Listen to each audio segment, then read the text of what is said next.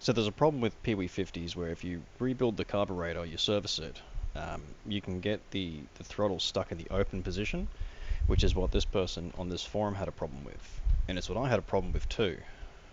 But unfortunately, without actually going there and having a look at it, it's hard to really work out what the issue is. But I've fixed it, and if you have the same problem, this is how you do it without having to buy replacement parts. This is the replacement part that I found online, but It was going to cost $90, so wasn't interested in doing that. so you're going to have to remove the airbox, and basically have to remove the whole carburetor. Also, a trick to the airbox is you can get it out the back if you pull the kickstart down. It's a bit of a pain, but it does come out backwards. You don't have to take everything out to get it out. Obviously, fuel line has to come off. If you have an oil pump, that oil pump line has to come off, and the little fuel line at the bottom. Then you can get in there. If you shine a light in the back, you can see that's the needle that they were talking about on the forum. That's the one. When you put it in, make sure that is seated down in that little hole at the bottom. The issue we're having is the valve at the top, the little plunger bit, is not coming down. So that's what we're going to have to take out and fix up.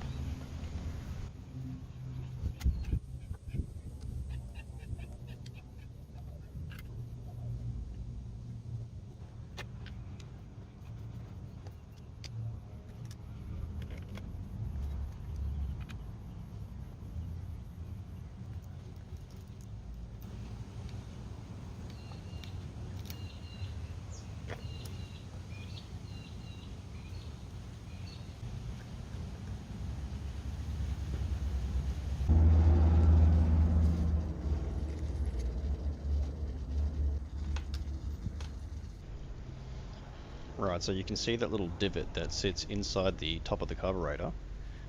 That has to line up with the piece that I was talking about, that little black bit with had the needle on it.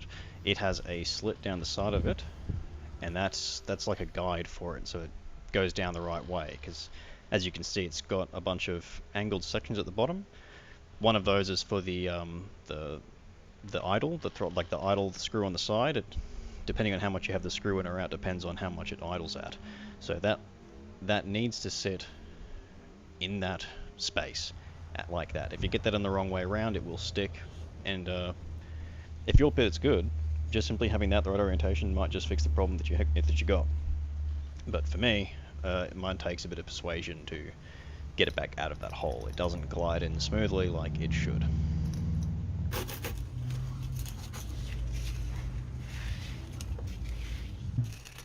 Now I'd like to point out, I don't know if this is a bad idea, but this is what worked for me, so I'm guessing it works. I started off with a pretty strong grit sandpaper. This is, I think, a 60 grit or an 80 grit.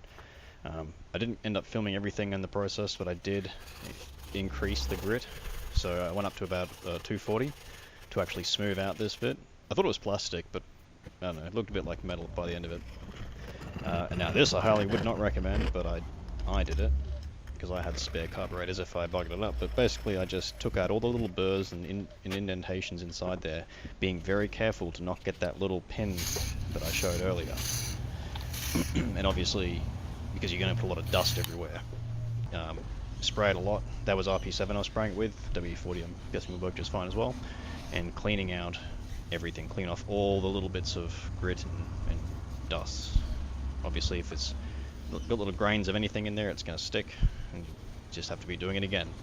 So thoroughly clean so that you can get that bit to slide in and out relatively easy. It doesn't have to be like loose as, but you know, relatively easy would be good, because there is a spring obviously that holds it down there, but you know, there's no point doing this again.